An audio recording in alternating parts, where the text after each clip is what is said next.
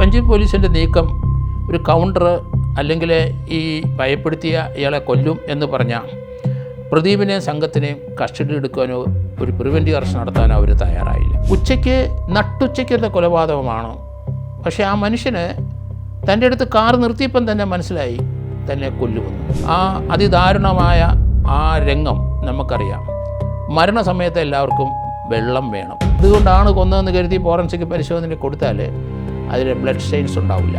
അതുകൊണ്ട് 2 കത്തി സ്പെയറായിട്ട് വാങ്ങിച്ച കാറിനകത്ത് ട്രയലിന് സാക്ഷികൾ വരാൻ പലർക്കും ഭയമാണ്. അതിൻ്റെ കാരണം ഇവർ കൊലപാതകം നടത്തും, അല്ലെ സാക്ഷിയെ വെട്ടിക്കൊല്ലും.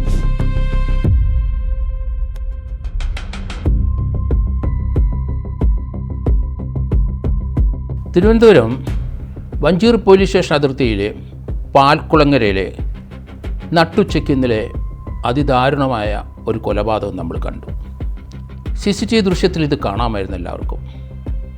ഉച്ചയ്ക്ക് 1:30 മണിക്ക് പാൽക്കുളങ്ങര 4 മുക്കിലെ ചമ്പക്കട ആ ജംഗ്ഷനിൽ താമസിക്കുന്ന വിശാഖ് എന്ന 42 വയസ്സുകാരനെയാണ് വെട്ടിക്കൊലപ്പെടുത്തിയത്. വിശാഖ് കഴിഞ്ഞ ദിവസം ജയിലിൽ നിന്ന് വെളിയിൽ വന്നതേ ഉള്ളൂ.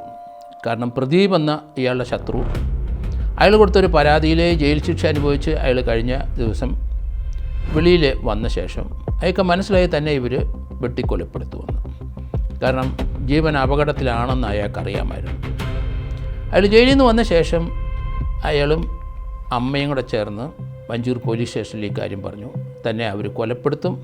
അവരുടെ പരാതിയിൽ ഞാൻ ജയിൽ ശിക്ഷ കഴിഞ്ഞ് വന്നതാണെങ്കിലും അവർ ആ വൈരാഗ്യത്തിൽ വീണ്ടും തന്നെ കൊലപ്പെടുത്തുമെന്നും അതുകൊണ്ട് തനിക്ക് പോലീസ് സംരക്ഷണം വേണമെന്നും വഞ്ചിയൂർ പോലീസ് സ്റ്റേഷനിൽ പറഞ്ഞു.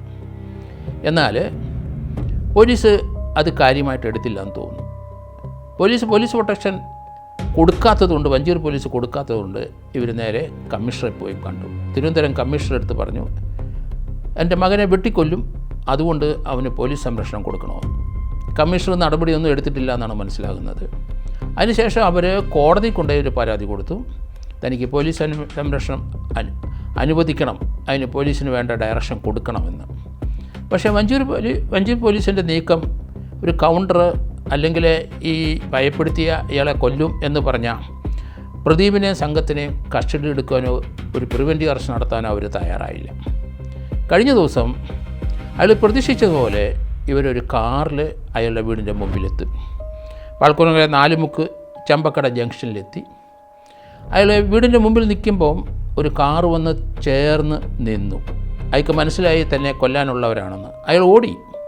കാറിൽ നിന്ന് പെട്ടെന്ന് 3 പേർ ഇറങ്ങിയിട്ട് അയാളുടെ പിന്നാലെ ഓടി അയാളെ വെട്ടി വീഴ്ത്തി. അയാളെ വെട്ടിക്കൊന്നു. അയാളുടെ വിളി കേട്ടിട്ട് അയാളുടെ അമ്മ, അയാൾ ചന്ദ്രശേഖരൻ നായരാണ് അപ്പൻ്റെ പേര്, അമ്മയുടെ പേര് കുമാരി ശൈല എന്നാണ്. അവർ നിലവിളിച്ചുകൊണ്ട് ഓടി മകനെ വെട്ടുന്നത് കണ്ടിട്ട് അവിടെ വന്നു.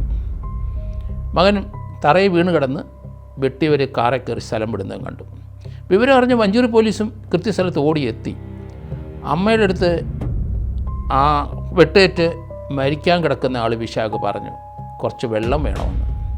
അമ്മ വീടിനകത്ത് വെള്ളം എടുക്കാനായിട്ട് പോയ സമയത്ത് വഞ്ചിയൂർ പോലീസ് എത്തി ഇയാളെ പെട്ടെന്ന് ആശുപത്രിയിൽ കൊണ്ടുപോയി. ആശുപത്രി ചെന്നപ്പം ബ്രോഡ് ഡെഡ് തന്നെ ആൾ മരിച്ചിരിക്കുന്നു.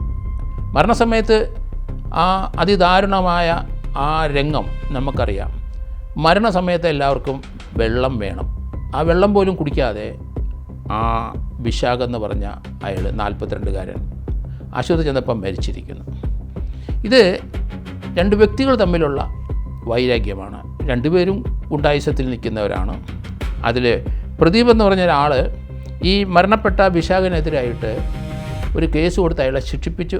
അയാൾ 2-3 ആഴ്ച മുമ്പ് ജയിലിൽ നിന്ന് ഇറങ്ങി വന്നതേ ഉള്ളൂ. ഈ കാറിൽ വന്നവർ കാറുമായി നേരെ പുലനാക്കോട്ട അങ്ങോട്ട് പോയി. ആശുപത്രി കോമ്പൗണ്ടിൽ നിറയെ കാട് പിടിച്ച് കിടക്കുന്ന സ്ഥലമുണ്ട്. അതിനകത്ത് കാറ് കയറ്റിയിട്ടു. പോലീസ് പിന്നാലെ പോയിരുന്ന് കാറ് കണ്ടെടുത്തു. കാറിനുള്ളിലെ 2 വെട്ടുകത്തി കിടക്കുന്ന കണ്ടു. അവരാ കാട് മുഴുവൻ സെർച്ച് ചെയ്തപ്പം 3 പ്രതികളെയും കിട്ടി. പ്രദീപ് എന്ന 39 വയസ്സുകാരനും കരിക്കകംകാരൻ ശിവപ്രസാദും അതുപോലെ തന്നെ നസീം എന്ന പാച്ചല്ലൂരുകാരനുമുണ്ട്. ഇവരാണ് ഇയാളെ വെട്ടിക്കൊന്നത്. അവരുടെ കൈവശം അവരെ കൊല്ലാൻ ഉപയോഗിച്ച കത്തിയും ഉണ്ടായിരുന്നു. ഏതായാലും പോലീസ് അത് റിക്കവർ ചെയ്തിട്ടുണ്ട്. കാരണം ഇതിനകത്തൊരു തന്ത്രപരമായ നീക്കം അവർ നടത്തിയത് കാറിനകത്ത് 2 വെട്ടുകത്തി ഇട്ടു. അത് ഫോറൻസിക് അതുകൊണ്ടാണ് കൊന്നതെന്ന് കരുതി ഫോറൻസിക് പരിശോധന കൊടുത്താൽ അതിൽ ബ്ലഡ് സ്റ്റെയിൻസ് ഉണ്ടാവില്ല. അതുകൊണ്ട് 2 കത്തി സ്പെയറായിട്ട് വാങ്ങിച്ച കാറിനകത്ത് അവർ പോലീസിനെ മിസ്ലീഡ് ചെയ്യാൻ വേണ്ടി നേരത്തെ വെച്ചിരുന്നു. ഏതായാലും ആ വേല ചിലവായില്ല. ഏതായാലും 3 പേരെ അറസ്റ്റ് ചെയ്തിരും. അതിനകത്ത് നമ്മൾ വിചാരിക്കേണ്ടത് മരണഭയം ഉണ്ടായ ആ വ്യക്തി, അയാളും കുഴപ്പക്കാരനാണ്, ഗുണ്ടയായിരിക്കാം, അയാളും വയലൻസ് ഉപയോഗിക്കുന്ന ആളാണെങ്കിലും മരണത്തിൽ നിന്ന് ഏത് ഗുണ്ടകളായാലും ആ ഭീതി വന്നാൽ രക്ഷപ്പെടുത്താനുള്ള ഒരു അവകാശം, രക്ഷപ്പെടുത്താനുള്ള നിയമമായ വ്യവസ്ഥ പോലീസിനുണ്ട്. പക്ഷേ ആ ഭയമുള്ള ആൾ പറഞ്ഞതുപോലെ തന്നെ സംഭവിച്ചു. പക്ഷേ പോലീസിന് പ്രൊട്ടക്ഷൻ ഒന്നും കൊടുക്കാൻ പറ്റിയില്ല. അതിദാരുണമായ ഈ കൊലപാതകങ്ങളെല്ലാം CCTV ദൃശ്യത്തിനകത്ത് നമുക്ക് കാണാം. കാരണം നട്ടുച്ചയ്ക്കുള്ള കൊലപാതകമാണ്. പക്ഷേ ആ മനുഷ്യന് തൻ്റെ അടുത്ത് കാർ നിർത്തിയപ്പം തന്നെ മനസ്സിലായി തന്നെ കൊല്ലുമെന്ന്. അങ്ങനെയാണ് ജീവരക്ഷാർത്ഥം ഓടിയത്. ഏതായാലും പോലീസ് ഒരു കാര്യം ചെയ്യണം. സംസ്ഥാനത്തെ എല്ലാ ജില്ലകളിലും ഇതുപോലെയുള്ള ഗുണ്ടകൾ പരസ്പരം കൊല്ലുന്നതും വൈരാഗ്യമുള്ള ആൾക്കാരെ വെട്ടിക്കൊല്ലുന്നതൊക്കെ സർവ്വസാധാരണമാണ് കേരളത്തിൽ. ഇതിനൊരു പ്രതിവിധി വേണ്ടേ? അതുകൊണ്ട് പോലീസ് എല്ലാ ജില്ലകളിലുള്ള ഏതെങ്കിലും ഒരു വെറ്ററൻ DYSP ഉപയോഗിച്ചിട്ട് ആ ജില്ലകളിലുള്ള എത്ര ഗുണ്ടകളുണ്ട് ഇതുപോലെ, അവരുടെ എത്ര പേരെ വെട്ടിക്കൊന്നിട്ട് ആ കേസിൻ്റെ പ്രോസിക്യൂഷൻ നടത്തി ഒരു 40-45 ദിവസത്തിനകം ചാർജ് ഷീറ്റ് കൊടുക്കണം. ഈ കേസിലും തന്നെ ഒരു 40-45 ചാർജ് ഷീറ്റ് കൊടുത്ത് ജാമ്യം കിട്ടാത്ത അവസ്ഥയിൽ ഇവരെ കൺവിറ്റ് ചെയ്ത് 20 വർഷത്തെ തടവിനെങ്കിലും മിനിമം, അതാണല്ലോ ജീവപര്യന്തം, അതിലേക്ക് ഇവരെ വിടണം. അങ്ങനെ കേരളത്തിലുള്ള എല്ലാ ഗുണ്ടകൾക്കും എതിരായിട്ടുള്ള കേസുകളും ഇതുപോലെ പലരെയും കൊന്ന കേസുകളുണ്ട്. അതൊക്കെ ഒരു 30-40-45 ദിവസത്തിനകം ചാർജ് ഷീറ്റ് കൊടുത്താൽ ബെയിലിൽ പോകുന്നതിന് മുമ്പ് ട്രയൽ തുടങ്ങി ഇവരെ ശിക്ഷിപ്പിക്കണം. ട്രയലിന് സാക്ഷികൾ വരാൻ പലർക്കും ഭയമാണ്. അതിൻ്റെ കാരണം ഇവർ കൊലപാതകം നടത്തും, അല്ലെങ്കിൽ സാക്ഷികൾ വെട്ടിക്കൊല്ലും. ധാരാളം സംഭവങ്ങൾ കേരളത്തിൽ ഉണ്ടായിട്ടുണ്ട്. അതുകൊണ്ട് സാക്ഷി പറയാൻ ആൾക്കാരെ കിട്ടാൻ വലിയ ബുദ്ധിമുട്ടാണ്. അതുകൊണ്ട് പോലീസ് ഒരു കാര്യം ചെയ്യണം. ഈ ജില്ല തോറുമുള്ള ഇതുപോലെയുള്ള ഗുണ്ടകളുടെ കേസുകൾ, കേസുകൾ ഇപ്പോൾ ട്രയലിലോട്ട് വന്നിട്ടുണ്ടാവും.